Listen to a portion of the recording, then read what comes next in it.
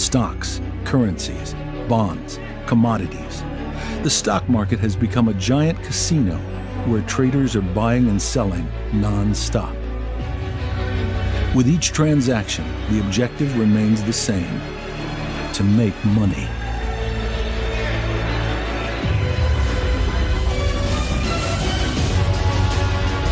In a system where millions of dollars are exchanged daily, an intuition can lead to a jackpot or a total loss in a matter of seconds. This constant risk-taking puts traders under a permanent state of emotional pressure. Definitely different feeling and emotions, and it must have an effect on my trading. Trading is almost all psychological. We fear loss and we want to make lots of money. When you're exchanging millions of dollars in a market, it's exhausting, and that plays on your emotions. When you're doing that, and what it feels like is that you're under the influence of a narcotic.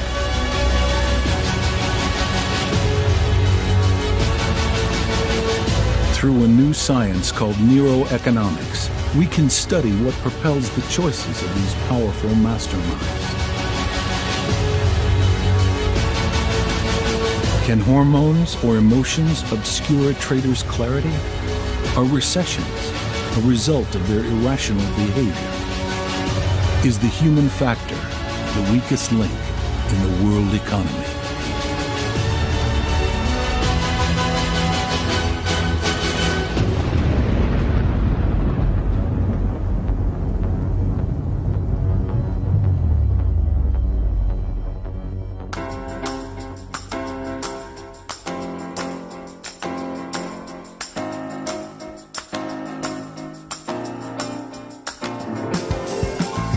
Deep amongst the skyscrapers of the British capital in the financial district known as the City, we find the London Stock Exchange, the first financial center in the world before New York and Tokyo.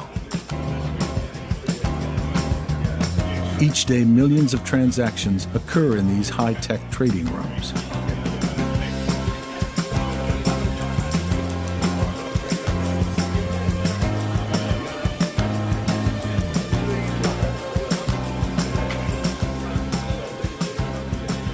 Central Markets is one of the many trading firms here.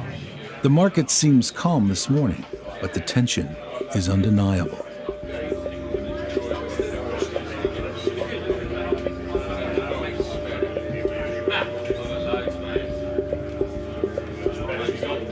Behind their screens, the traders scan the stocks and survey their portfolios.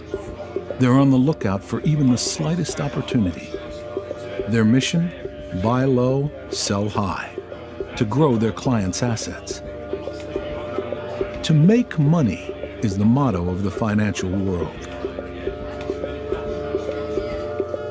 Darren Courtney Cook is the head of trading for Central Markets and oversees 60 traders. With more than 15 years of experience in the frenzy of the trading floor, he has learned to keep his cool in all circumstances. My job is taking risk every day. Every day is different. Every day is a blank piece of paper. So following a good day, it could be another good day or it could be a bad day, and your emotions reset because you just don't know what the market is going to give you. There's no crystal ball. Despite his experience, each day holds uncertainty. He must constantly weigh the pros and cons of each transaction and make the right decision in a matter of seconds. When the market in London closes, the one in New York is still running, and then not long after, the Asian markets will open. The financial world never stops spinning. It never stops. It never stops. I have a smartphone when I'm on the train. I'm looking at prices and aware of what's going on. And things can change very quickly. You can be sitting here and be profitable. The market moves very quickly, and suddenly you're losing a lot of money. When making money, the traders are applauded, adored, and the firms deemed as brilliant. But sometimes, Even the most powerful can crash abruptly. Is your money safe? The fall of Lehman Brothers. You are looking at a live picture of Lehman Brothers' 158-year-old firm, born pre-industrial. On September 14, 2008, the fourth largest American investment firm, the Lehman Brothers, went bankrupt. A few days after, the other giants of Wall Street followed suit. Merrill Lynch, AIG, Goldman Sachs. The most powerful banks and insurance companies collapsed. Euphoria gave way to panic on the trading floor. The stock market crashed and the world spiraled into one of the worst economic crises in history. In the heart of the storm, certain traders become highly stigmatized. Jerome Kerviel of Societe Generale, Keku Adeboli of UBS, and Bruno Ixiel, nicknamed the London Whale of JP Morgan, all suffered billions of dollars in losses. Their names spread like wildfire in the international press. They became known as the rogue traders.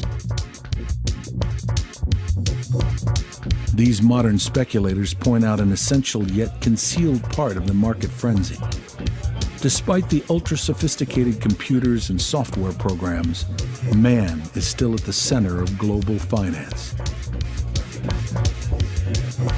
Faced with the relentless pressure of the market, the human mind is far from being infallible.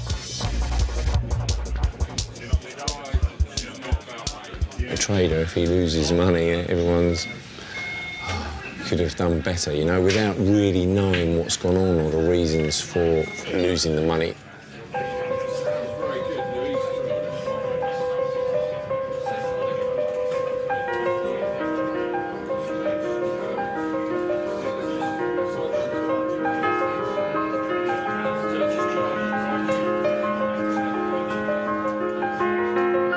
How do traders make these mistakes? What are their reasons for making irrational decisions and taking foolish risks? In the 1970s, the American psychologist Daniel Kahneman conducted numerous studies concerning these questions. His research earned him the Nobel Prize in Economic Sciences in 2002. He concludes that traders don't make consistent logical decisions, but are rather incessantly influenced by numerous psychological factors affecting their risk perception. Daniel Kahneman a permis de montrer qu'il existait. Daniel Kahneman has shown that there are many elements to consider when looking at the decisions that are made in any given situation. The scenario of a market doesn't boil down to the interest of one individual or of market variables. There's the price and the quantities. There are other dimensions that influence human psychology and therefore decisions made by individuals.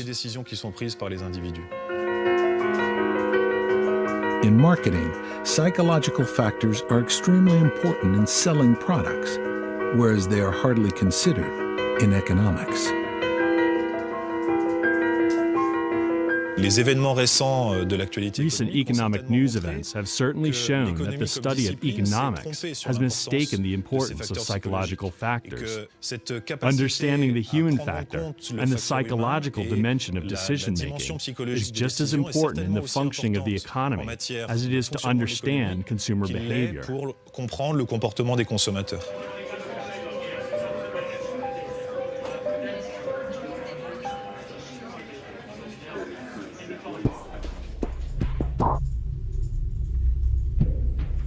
Driven by the theories of Daniel Kahneman, a new discipline emerged: experimental economics. Its objective? To better understand the human factor impact in economic behavior, especially in financial markets. In the last few years, economic science has been transferred from the trading floor to laboratories around the world. In Lyon, the analysis group of economic theory called Legat is one of the most prestigious experimental economic laboratories in France. The director, Marie-Claire Vival, is an internationally recognized experimentalist. Today, she has asked a group of students to become traders. The game is simple. Each volunteer has a portfolio of shares and a virtual sum of money on their computer. The objective, to buy and sell shares and to earn as much money as possible. The volunteers are free to set their own prices based on supply and demand, while a reference rate is also arbitrarily set by the researchers.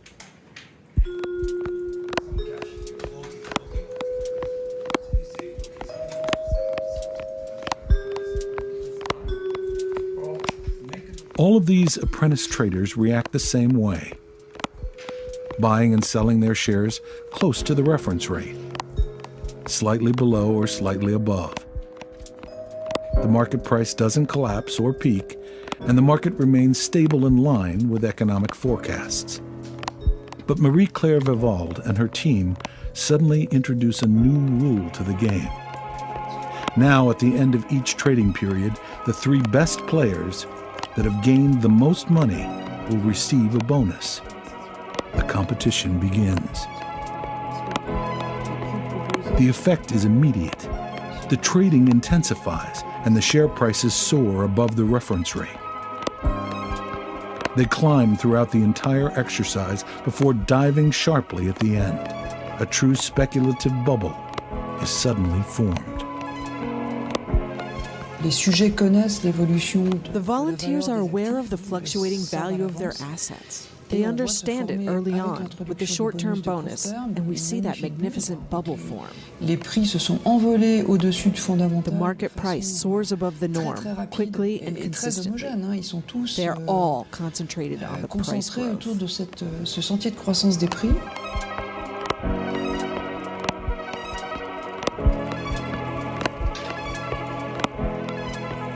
Put up against one another, the participants try to win the bonus and therefore speculate disproportionately. The emergence of this financial bubble creates the spirit of competition. As the competition is introduced between the traders, they increase the value of their shares, purchase more shares, raise their prices, and follow the prices that continue to rise. They piggyback onto this herding phenomenon. As they watch other prices climb, they raise their own. And an incredible enthusiasm is created in the market, whereby trying to obtain the bonus, everyone speculates more.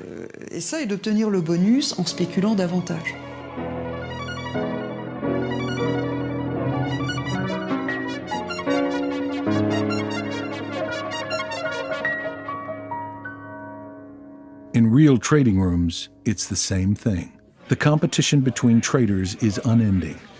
The infamous bonus is at stake, but that's not all. It's a struggle, a fight actually. We're going to try to make the most money, to be better than the others, to have a few extra points that will make all the difference. Jérôme Réveillé entered the financial market 8 years ago. Aeronautical engineer by training, he now privately manages a portfolio of several $1 million. He has chosen to remain independent, staying away from the large trading rooms of the city.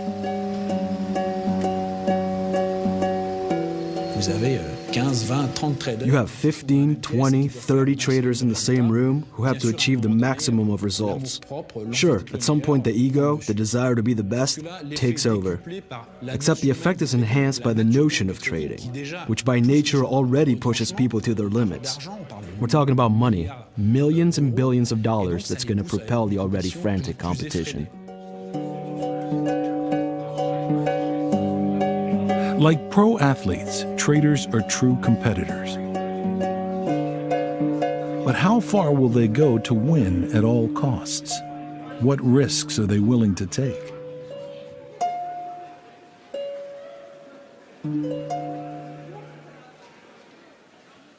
In Rennes, France, professor of economy, Laurent Denon-Bohémond directs an experimental laboratory with Olivier Laredoux, a renowned expert in behavioral economy. For several years, they have been measuring one particular human element, risk appetite.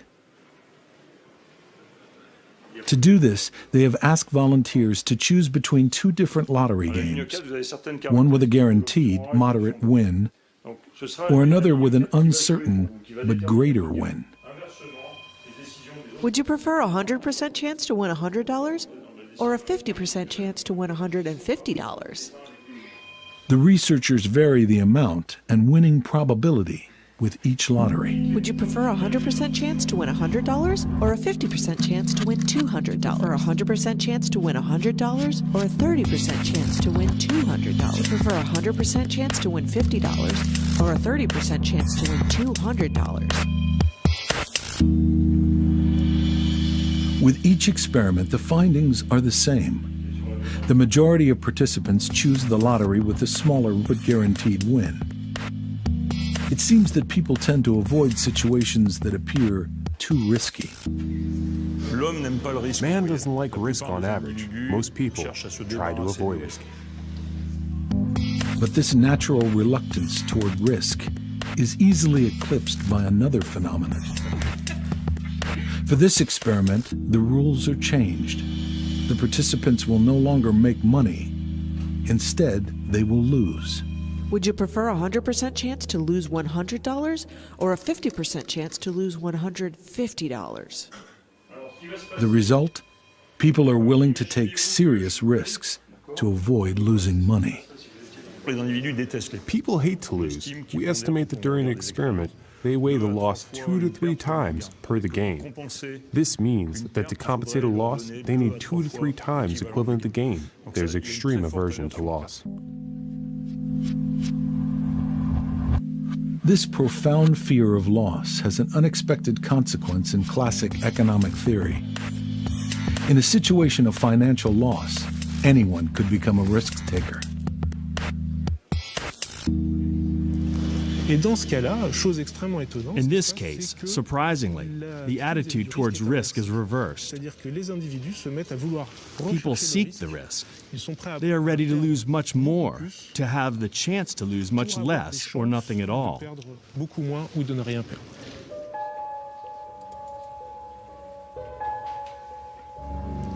This situation can become totally irrational from the moment we start to take more risk to avoid more loss. And as the losses accumulate, we tend to take even more risk to cover the loss.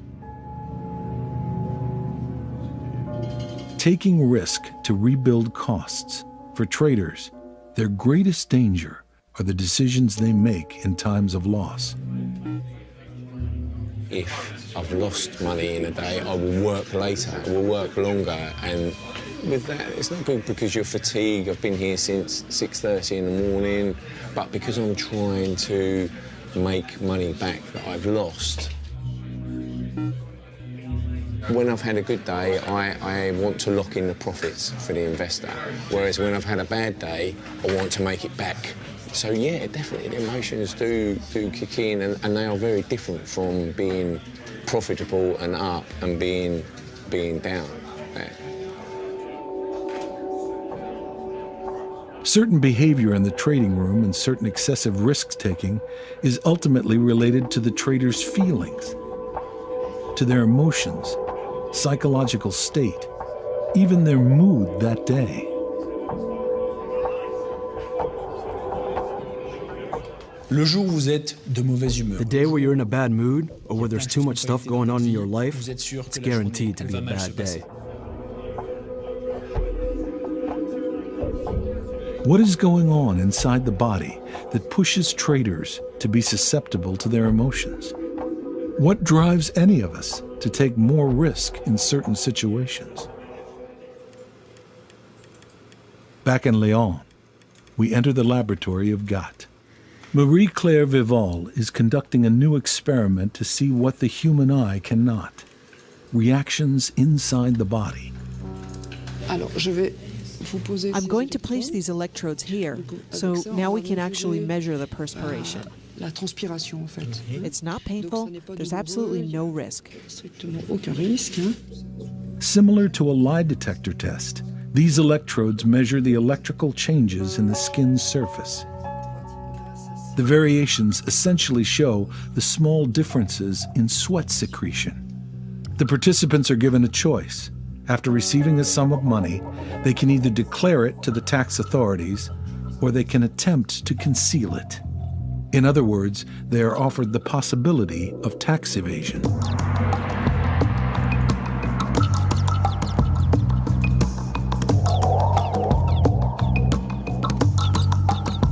But the threat is heavy. At the end of each session, the tax evader may be monitored and would have to pay a large fine. Certain participants, like this one, never defraud. For others, it's the opposite. They try to evade paying anything. The researchers find that these tax evaders reach an emotional peak just before they make their decision. They sweat harder. What's interesting to see is that the people who are the most emotional evade the most. It means that there's an anticipatory element to our emotions that we feel as we're making our choice. These anticipations create emotions. We see that the more intense the emotion, the more likely that person is to commit fraud. Shortly after, these tax evaders experience a second emotional peak.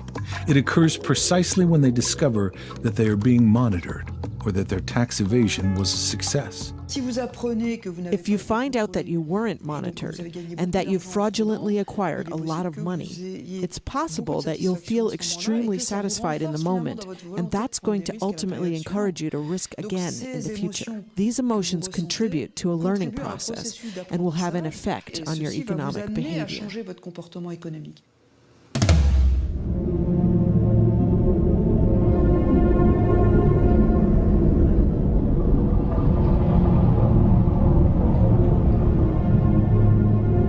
Just as they do in our everyday lives, emotions play a central role in our economic choices. The more emotional the trader, the more prone to risky behavior. With each success, the desire to continue to risk is reinforced, and with hopes of winning bigger each time.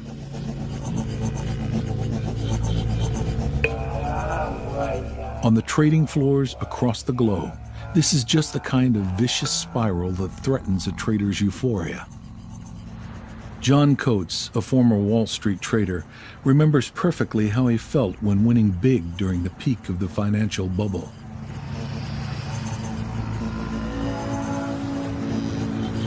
When I was on a winning streak, when I was making above average profits, like I was really doing well and expecting an above average bonus, I too felt these symptoms. I knew that I carried myself like a superhero. I felt like no thought I could think could be wrong. Nothing I could do would turn out badly. And you become dangerous because you believe you can't do anything wrong. Your trades get bigger and bigger. And the risk-reward trade-offs for the trades gets worse and worse. He knew this feeling of invincibility couldn't just be psychological. There was a visceral, biological reaction, something no human being could resist. And what it feels like is that you're under the influence of a narcotic. And I thought that was incredibly important. It felt like our body was producing some chemical that was changing us. It was like a Midsummer Night's Dream.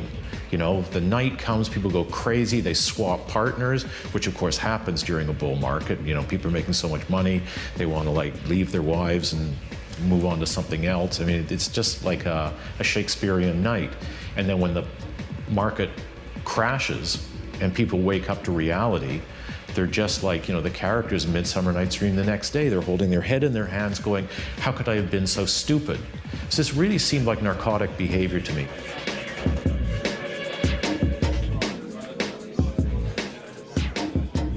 It was about 10 years ago that John Coates decided to quit the craze of the stock market.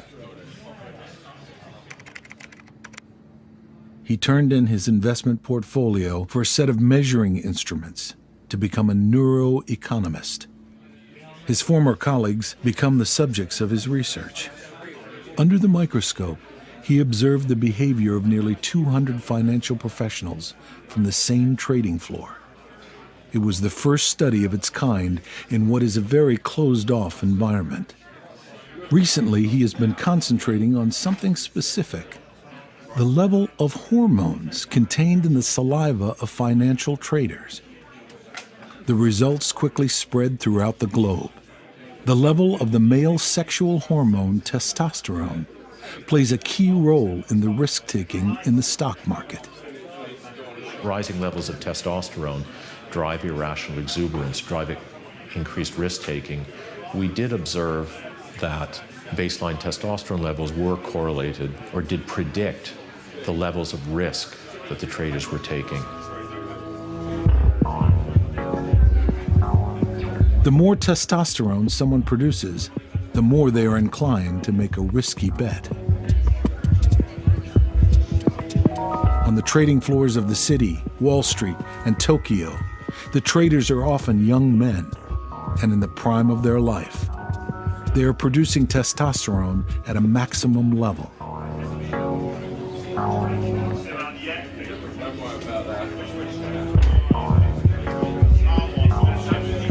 Is the global economy being managed by a group of dominant young men under the influence of their hormones? In certain situations, can this overload of testosterone make some traders go crazy? For Jean-Jacques Lejeune, a former trader, this hypothesis may be right.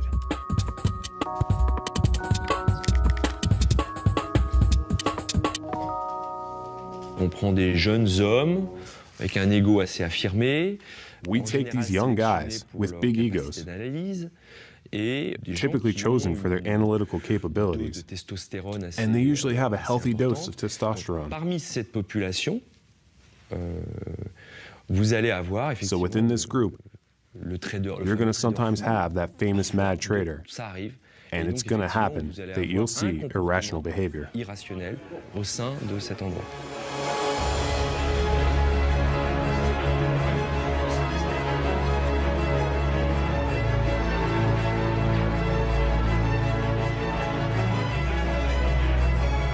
The secrets of the traders' behavior is gradually revealed.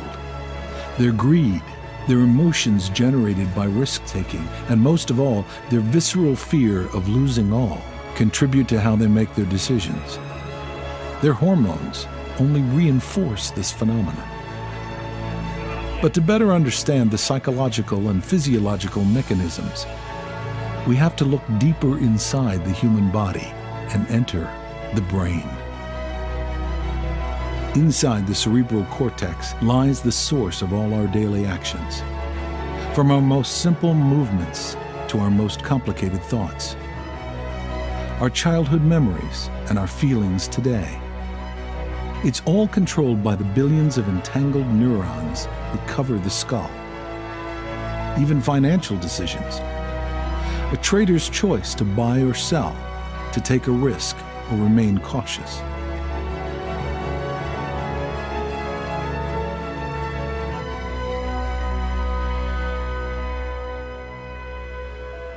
For a long time, the human brain remained a mystery to the scientific community. But over the past 10 years, sophisticated imaging devices have been developed that allow us to observe the brain in action.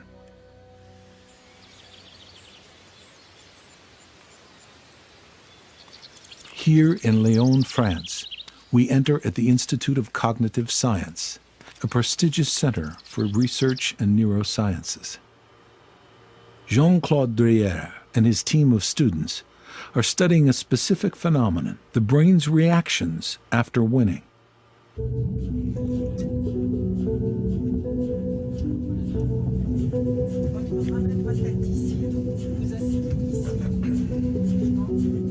Individuals are placed in front of slot machines under imaging devices. There's no risk-taking. They aren't given any money to gamble. Instead, they are merely waiting to see if they fall upon a winning combination. 3 types of prizes are randomly distributed: a sum of money, food, or an erotic image.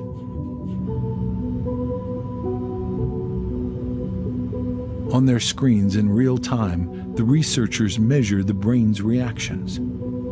They make an initial observation.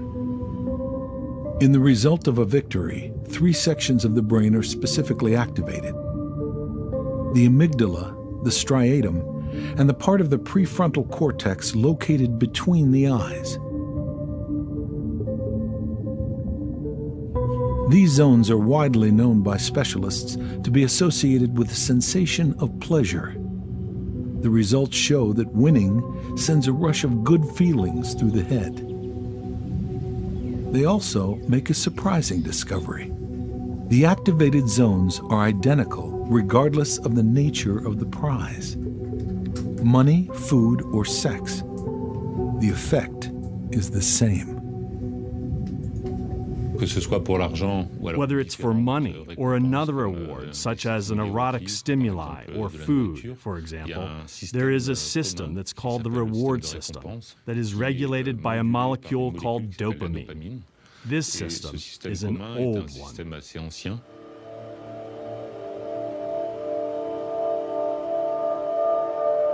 Throughout evolution, feeling enriched has become just as important and gratifying as eating and reproducing. The neural circuit connected to this phenomenon is what scientists have named the reward system, which involves the very famous molecule dopamine, also known as the pleasure chemical. With each positive result, dopamine is released by neurons in the back of our brains and then spreads amongst the amygdala, striatum, and prefrontal cortex. These zones trigger a feel-good wave throughout the rest of the brain and body. The bigger the win, the more dopamine released.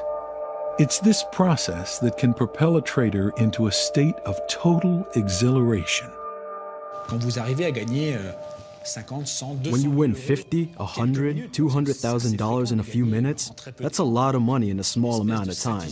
There's a certain kind of satisfaction, a feeling that's exhilarating. The thing is to know how to manage it.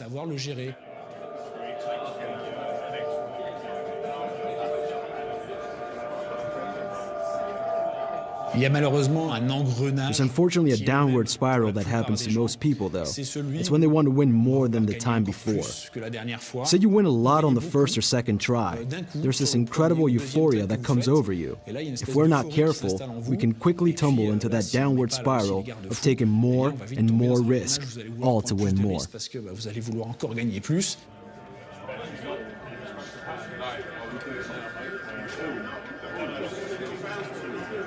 Playing to win more each time activates the reward system of the brain. Successive wins result in an increased release of dopamine, and the testosterone produced by young men only intensifies the production of this pleasure molecule. It's an addictive state of mind, to say the least. For neuroscientist Matthias Pisiglione, a specialist in motivational brain behavior, this brain mechanism could explain the nearly uncontrollable attraction towards risk that overwhelms some traders. Dopamine reinforces the actions that result in reward. It's a simple mechanism. This might explain addiction in all types of behaviors that give in the pleasure. Whether it's drugs or compulsive shopping, it's the type of addiction that can happen in traders, even if they're just winning here and there. These occasional wins will trigger these dopamine rushes and will encourage their behavior.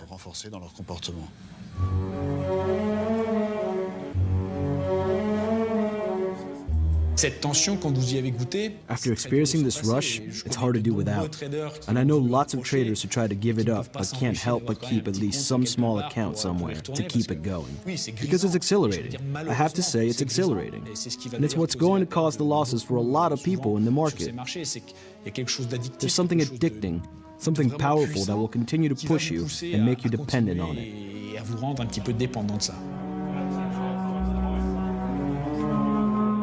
When I started the studies on the trading floor, so I was back on a trading floor, but not as a trader, and I heard all the familiar sounds of the trading floor, it was almost irresistible I was sort of holding my hand back from picking up the phone and placing a trade.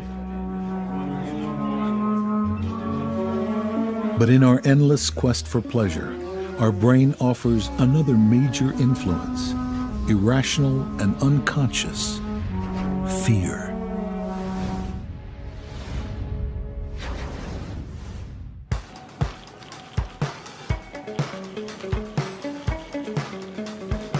Zurich, the dynamic global city of northeastern Switzerland. It's a banking paradise and is the home of the 6th largest stock market in the world. Finance has long been the pillars of the city's economy. In the basement of a hospital, a special laboratory has recently opened.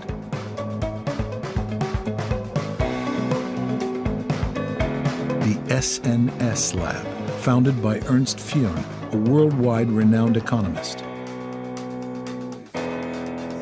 He believes that traders' decisions are influenced greatly by their emotions, no matter the amount of money at stake. They are human beings, you see, and they are subject to irrational impulses like any other human being. There are some emotions that are guiding our decision-making in a very rational way. What's irrational is when there are emotions that are irrelevant for my experienced value, but they play a role at the time of decision-making. Like when I was angry before I made the decision, then that anger should not color my decision, but it does. Or when I'm under the threat, under some danger. I solved that. So, what did you get? For several months, Ernst Fehr and Christian Ruff, the laboratory director, have been conducting shocking experiments to better understand how stress and fear influence our decision-making. In one of the experiments, the volunteers play a typical gambling game while placed under an MRI. But before they can even make their choices and decide to bet or not, a screen flashes in front of them. If it's blue, nothing happens. But if it's green, it indicates that they will receive an electric shock at the end of the game. The shock is small but painful, and most importantly, it will be administered regardless if they win or lose. They don't actually get many shocks, but they know in certain conditions where the screen has a particular color, it is possible that they're going to get shocked very strongly, and it's quite painful.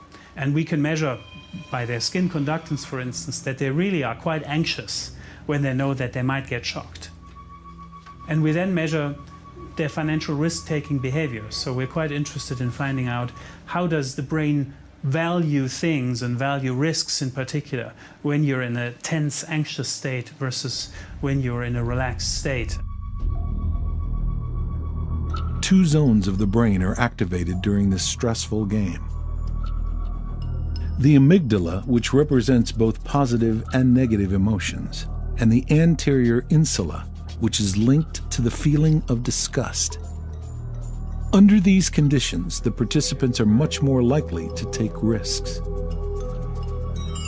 Even though the shock is totally random and unrelated to their performance, the threat of it puts them in a trance. They just want to finish and get themselves out of this terrible situation as quickly as possible. The stress has made them incapable of making good decisions.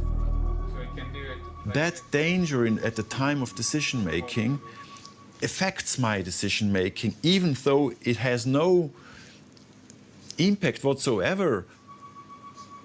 A threat of shock is a pretty strong emotional stimulus, and it activates the anterior insula very strongly. And it's kind of a loss. You see, it's the threat of a loss. And so these emotional components play a big role in risk-taking.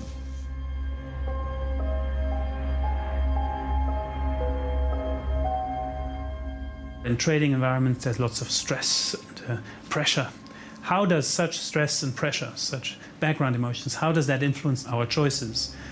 The finding so far is that when you're relaxed, your brain encodes much more the positive things. What can you possibly win?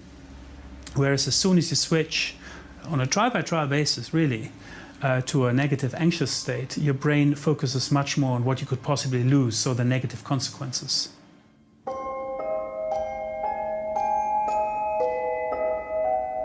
To play or not to play, fight or flee. Our behavior is the result of our subconscious reactions, the inherent impulses of our brain. But despite these emotional reflexes, humans possess a safeguard: reason.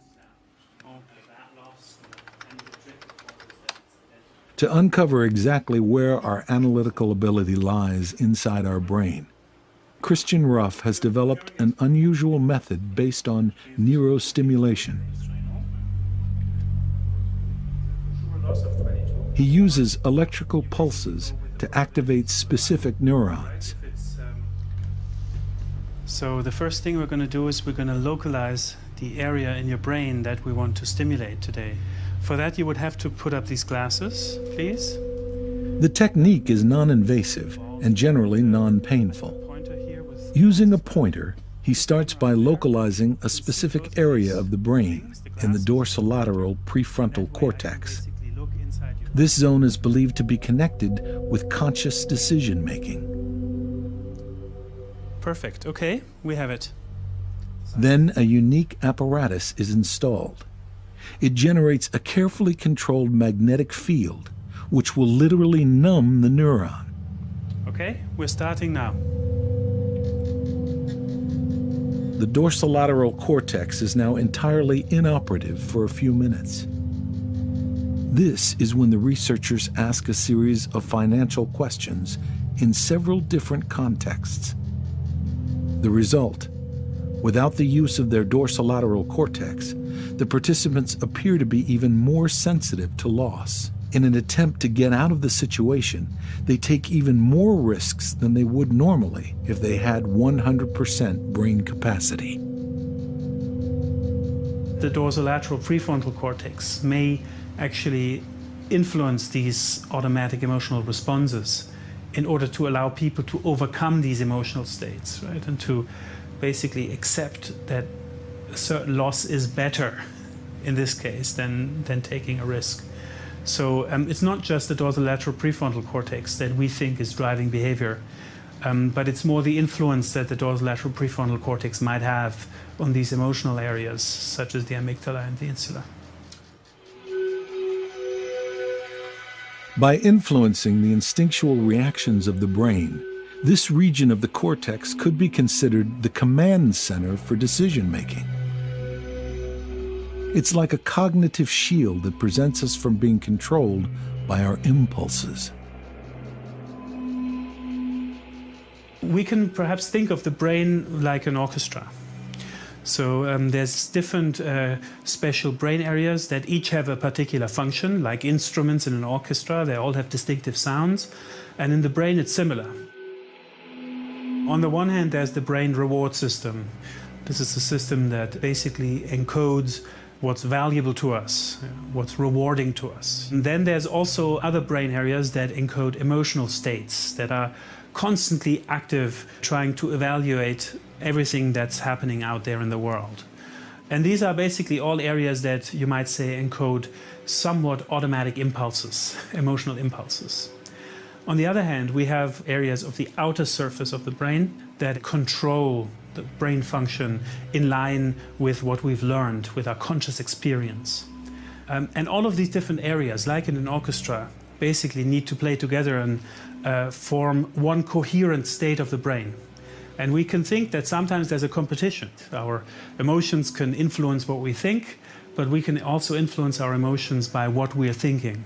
And ultimately, the brain tries to assign one specific value to each option and then choose from this list of options with their values the one that seems most attractive.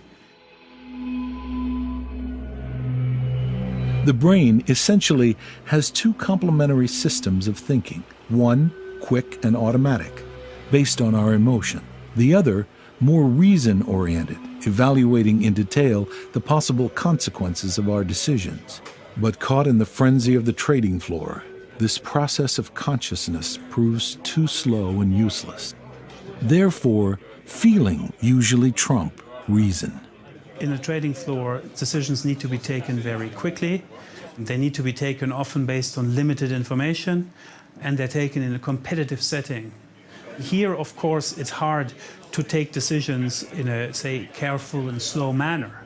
Our brain might not even have the time to represent every possible complex aspect that goes with a decision to buy or to sell.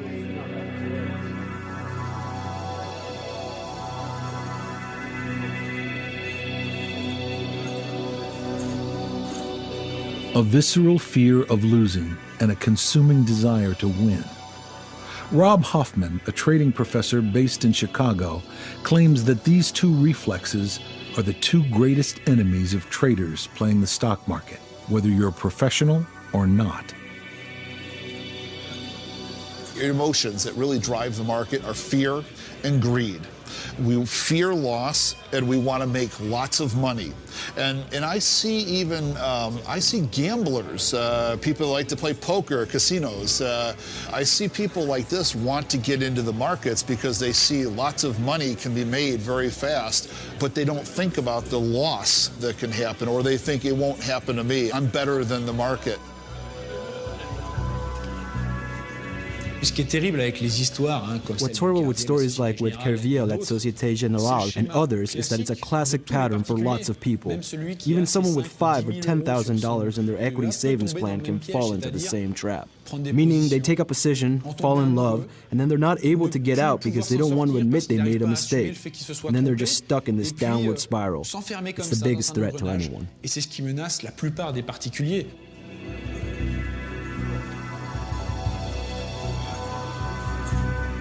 Mankind is somewhat programmed to make mistakes in stressful situations, as if our biological makeup is not appropriate in the context of a stock market.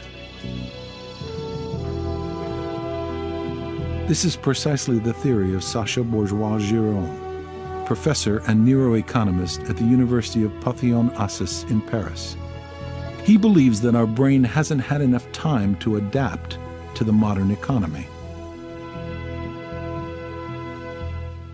Currency appeared nearly 7,000 years ago, which is nothing compared to the perspective of brain evolution. Finance markets haven't been around that long. They're only 20 years old in their contemporary form. It's a rather recent thing. We know that our brain has learned to evolve over millions of years. It has adapted to many different environments.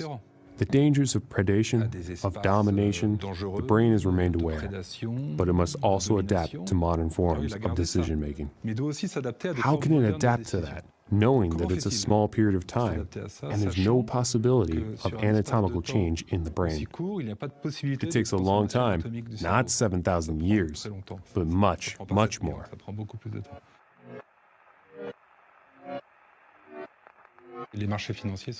Financial markets are places of competition, predators, hunting, killing, in a metaphorical sense, but not completely metaphorical.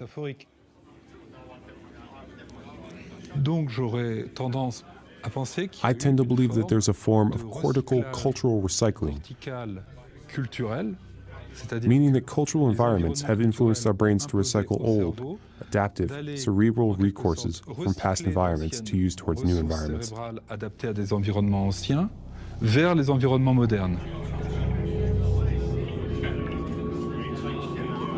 Far from being a homo economicus, the trader is above all a homo sapien, immersed in a hostile environment, compelled to take risks and prone to addiction.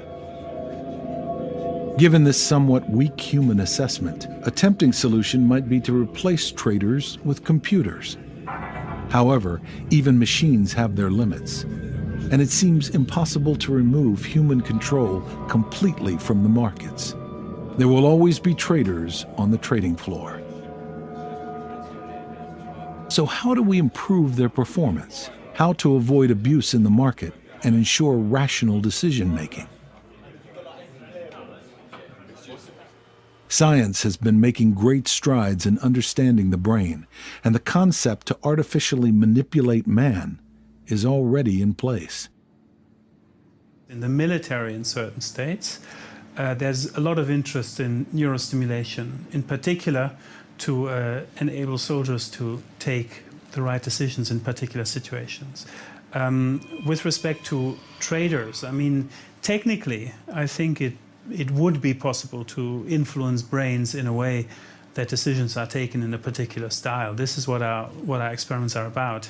There are people thinking about the future who start predicting that humans might become more and more bionic. Bionic traders with electrodes screwed into their skulls is not yet a reality. Instead of modifying men, some argue that it's the work environment that needs a total overhaul. Qu'est-ce qui est le plus flexible? What's the most flexible? Is it our biological makeup or our economic environment in which we live? Should we change the nature of man, or should we readapt our environments politically, socially, and economically so that we can ultimately be the most efficient possible in these modified environments? Humanizing the codes of the financial markets. The initial results of neuroeconomic studies lay the foundation for a new market theory where man is keystone. On the individual level, traders must become better trained to handle their emotions. More than an asset manager, I'm almost more a human emotions manager. We work as rigorously as possible, but even with experience, it takes a lot of work each week, each month, to stay on the right path.